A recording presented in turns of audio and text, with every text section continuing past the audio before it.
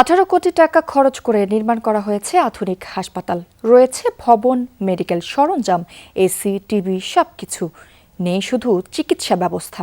5 বছরের বেশি সময় ধরে তালাবদ্ধ গাজীপুরের কালীগঞ্জ উপজেলার তালিয়া গ্রামের 20 শয্যা বিশিষ্ট সরকারি হাসপাতালটি। কর্তৃপক্ষের দাবি, জনবল, ঔষধ ও বাজেট সংকটে চালু করা যাচ্ছে না প্রতিষ্ঠানটি। ভোগান্তি ভুলে চলে আসুন রিগালে। ওয়ারেন্টি সহ স্টাইলিশ কালেকশন নিয়ে রেডি রিগাল ফার্নিচার।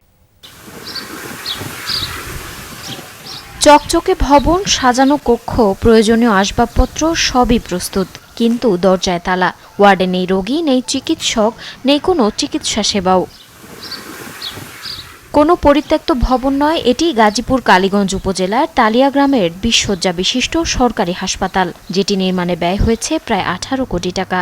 2019 সালে শুরু হয়ে 2020 সালের শেষের দিকে সম্পন্ন হয় ভবনের কাজ। 2021 সালে স্বাস্থ্য বিভাগের কাছে হস্তান্তরও করা হয়। এরপর কেটে গেছে 5 বছরেরও বেশি সময়।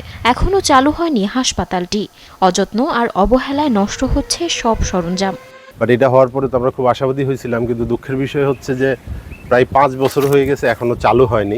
গরিব মানুষদের এখন সুচিকিৎসা পাইতেছে না। চিকিৎসার জন্য ঢাকা যেতে হয়, উত্তরা যেতে হয়।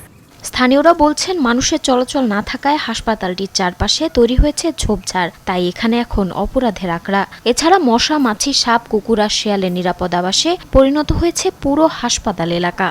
পিছন দিয়া অনেক যন্ত্রাংশ চুরি হয়ে যাচ্ছে।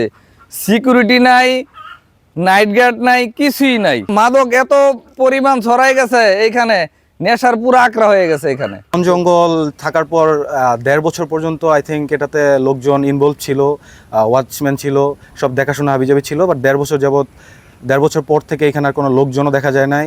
এদিকে হাসপাতালটি নির্মাণের পর কাগজে কলমে স্বাস্থ্য বিভাগের কাছে হস্তান্তর করা হলেও এখনও চাবি বুঝে নেয়নি সিভিল সার্জন। তার দাবি, জনবল, ওষুধ আর বাজেট সংকটে প্রতিষ্ঠানটি চালু করা যাচ্ছে না।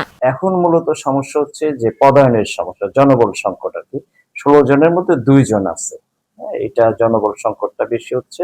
আর একটা হচ্ছে MSR সহ ওষুধপত্র ক্রয় করার বাজেটটা আমরা এখনো পুরোপুরি পাই না। এটা উপযোজন করার জন্য অলরেডি অ্যাপ্লিকেশন করা হয়েছে। তো আশা করি খুব দ্রুত সময়ের মধ্যেই আমরা হাসপাতালটাকে চালু করতে পারব। স্বাস্থ্য প্রকৌশল অধিদপ্তরের নির্বাহী প্রকৌশলী জানান, হাসপাতালের কার্যক্রম শুরু হলে সংস্কার ও মেরামতের উদ্যোগ গ্রহণ করা হবে। হাসপাতালের যে কার্যক্রম চলমান না থাকায় বর্তমানে এটা অবহেলিত অবস্থায় পড়ে আছে। যদি হাসপাতাল কর্তৃপক্ষ তারা চালু করে এবং তারা প্রয়োজনীয় কার্যক্রম গ্রহণ করে, তখন এটা আমরা চাহিদার ভিত্তিতে মেরামত কাজ যদি করা লাগে আমরা সেটা করে দেব।